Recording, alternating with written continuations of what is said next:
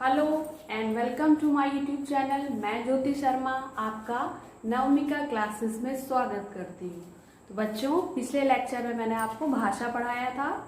भाषा किसे कहते हैं, भाषा की उत्पत्ति कैसे हुई थी, भाषा के प्रकार हमने पढ़े थे, और भाषा की प्रकृति कैसी होती है इसे पढ़ा था, और भाषा के विविध रूप पढ़े थे। ठीक है, तो आज हम पढ़ेंगे राजभाषा। आज का हमारा टॉपिक है बच्चों राजभाषा। तो सबसे पहले प्रश्न ये आता है कि राजभाषा किसे कहते हैं। तो राजभाषा बच्चों वो भाषा होती है जिस भाषा को संविधान क्या करता है, सरकारी कामकाज के लिए स्वीकृति प्रदान करता है।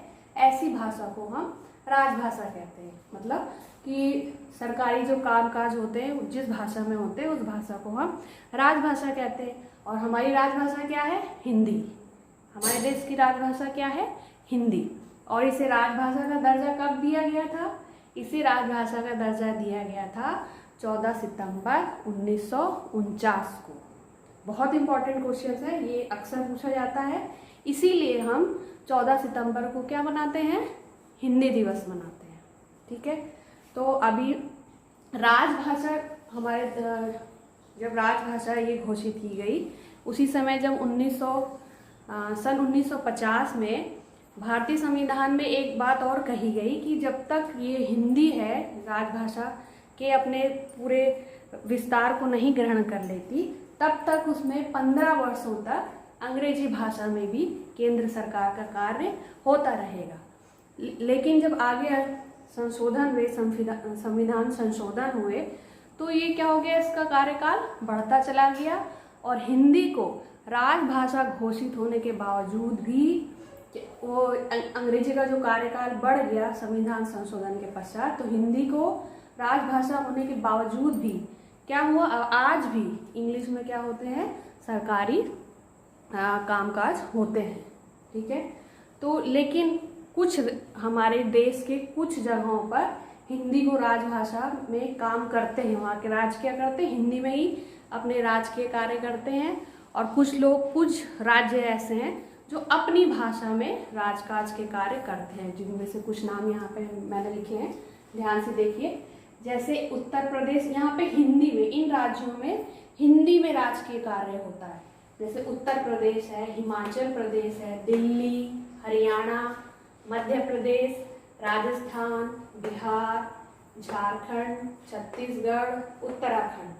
तो इन राज्यों में जो सरकारी कामकाज होते हैं उसकी भाषा क्या है, हिंदी है।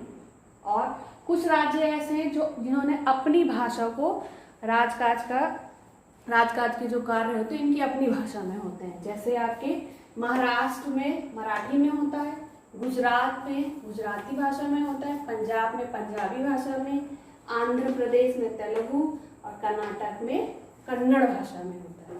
ठीक है, तो इस तरह हमारे देश में कुछ राज्यों में तो राजकाज के जो कार्य हैं वो हिंदी भाषा में होते हैं, और कुछ क्या है, अपनी भाषा में राज के कार्य को करते हैं।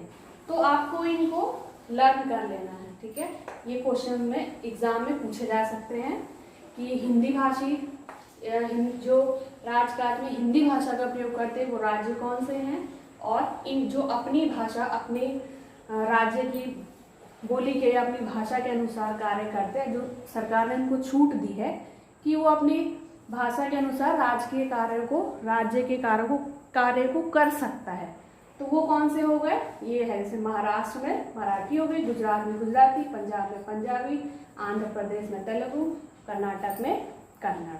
ठीक है, इतना आपको क्लियर हो गया। ये मैंने आपको बता ही दिया कि हमारे देश को हिंदी भाषा को 14 सितंबर 1949 को राजभाषा घोषित किया गया था, इसीलिए हम 14 सितंबर को हिंदी दिवस मनाते हैं। उसके अलावा 10 जनवरी को विश्व हिंदी दिवस मनाया जाता है। क्यों?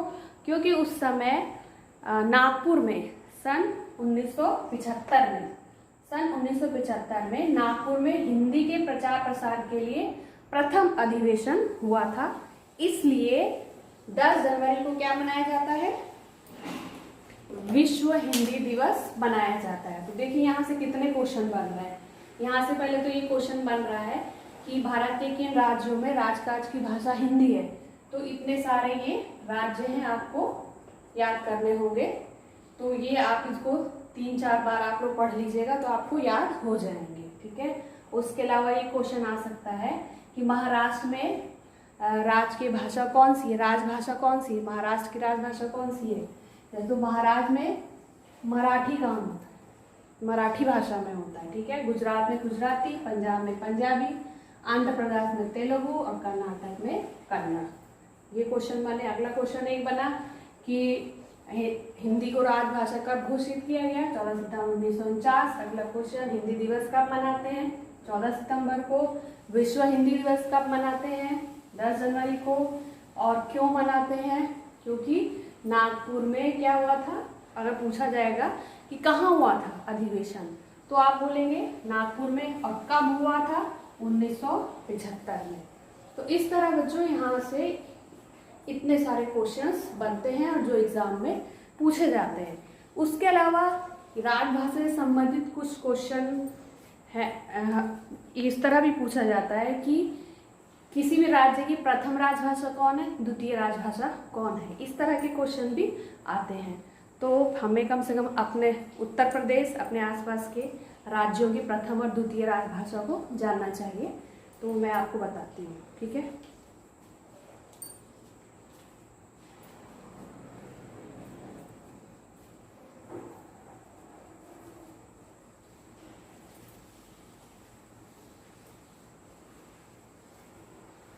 तो हमारे जो उत्तर प्रदेश की प्रथम राजभाषा है, सबसे पहले हम उत्तर प्रदेश की बात करेंगे। जो उत्तर प्रदेश है, उत्तर प्रदेश, इसकी जो पहली राजभाषा है, प्रथम उत्तर प्रदेश की पहली है आपकी हिंदी, और दूसरी क्या है, उर्दू। दूसरी राजभाषा क्या है, उर्दू। दूसरा आपके जो पड़ोसी राज्य है आपका उत्तराखंड, उत्तराखंड, इसकी जो प्रथम राजभाषा है वो है आपकी हिंदी, और दूसरी जो राजभाषा है वो है आपकी संस्कृत, ठीक है बच्चों। तो अब हम जानते हैं कि हमारे भारतीय संविधान में हिंदी की संवैधानिक स्थिति क्या है। ये भी बहुत इंपॉर्टेंट क्वेश्चन है, ये एग्जाम में पूछा जाता है, ठीक है। तो इसका आंसर है जो हमारे हिंदी की संवैधानिक, हमारे संविधान में जो हिंदी की संवैधानिक स्थिति क्या है, अनुच्छेद 343 से अनुच्छेद 351 तक हिंदी की संवैधानिक स्थिति का विस्तृत वर्णन किया गया है। कहाँ से कहाँ तक, अनुच्छेद 343 से अनुच्छेद 351 तक। इसको आप लोग याद कर लीजिएगा, ये क्वेश्चन अक्सर एग्जाम में पूछा जाता है। उसके अलावा बच्चों हमारे भारतीय संविधान की 8वीं अनुसूची में 22 भाषाओं का उल्लेख है। कितनी भाषाओं का, 22 भाषाओं का उल्लेख है। ये भी बहुत इंपॉर्टेंट क्वेश्चन है। कौन सी अनुसूची है, 8वीं अनुसूची, और कितनी भाषाएं हैं, 22 भाषाओं का उल्लेख है, ठीक है। एक क्वेश्चन यहाँ से भी पूछा जाता है। एक क्वेश्चन तो ये हो गया आपका, संवैधानिक स्थिति क्या है हिंदी की भारतीय संविधान में, अनुच्छेद 343 से अनुच्छेद 351 तक, ठीक है। एक और क्वेश्चन कि भारत की 8वीं अनुसूची में कितनी भाषाओं को मान्यता दी गई है, तो 22 भाषाओं को। और ये 22 भाषाएं देखिए कौन कौन सी है, असमिया, बंगला, गुजराती, हिंदी, कन्नड़, कश्मीरी, मलयालम, मराठी, उड़िया, पंजाबी, संस्कृत, तमिल, तेलुगु, उर्दू, सिंधी, कोंकणी, मणिपुर, नेपाली, बोडो, डोंगरी, मैथिली और संथाली। तो इन 22 भाषाओं का हमारी 8वीं अनुसूची में उल्लेख किया गया है, इनको मान्यता दी गई है। अब इसमें देखिए क्वेश्चन कैसे आते हैं, जितने भी हमने यहाँ पे लिखा है ये क्रम से है कि जिस क्रम से इनको मान्यता दी गई है 8वीं अनुसूची में उसी क्रम के अनुसार है। तो आपसे क्वेश्चन पूछा जा सकता है कि हिंदी कौन से स्थान पर है, 8वीं अनुसूची में हिंदी कौन से स्थान पर है, तो हिंदी कौन से स्थान पर है, चौथे स्थान पर है, ठीक है। और अगला क्वेश्चन ये पूछा जा सकता है कि उर्दू कौन से स्थान पर है। तो उर्दू आप ठीक ऐसे लर्न कर लीजिएगा, ये 4 पे है तो वो ठीक 14 पे है,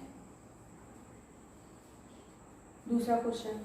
और संस्कृत का भी पूछा जा सकता है, संस्कृत आपके 11वें स्थान पर। ये इंपॉर्टेंट हम बता रहे हैं, वैसे तो सब कुछ इंपॉर्टेंट होता है, हमें विस्तृत पढ़ाई करनी है, हमने पहले आपको बताया इंपॉर्टेंट पे नहीं जाना है।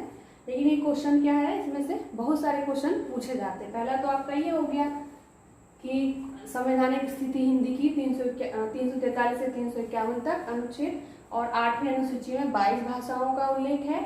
और हिंदी कौन से स्थान पर है, 4थे स्थान पर। उर्दू 14 14वें स्थान पर और 11वें स्थान पर आपकी संस्कृत। उसके अलावा यहाँ पे जो 3 आपको संविधान संशोधन दिख रहे हैं, ये तो बहुत पूछे जाते हैं, तो इसमें आप लोग विशेष ध्यान देंगे कि सिंधी कौन से संविधान संशोधन द्वारा 8वीं अनुसूची में जोड़ी गई। तो कौन से, 21वें। कौन से संविधान संशोधन द्वारा, 21वां संविधान संशोधन। और कब, 1967।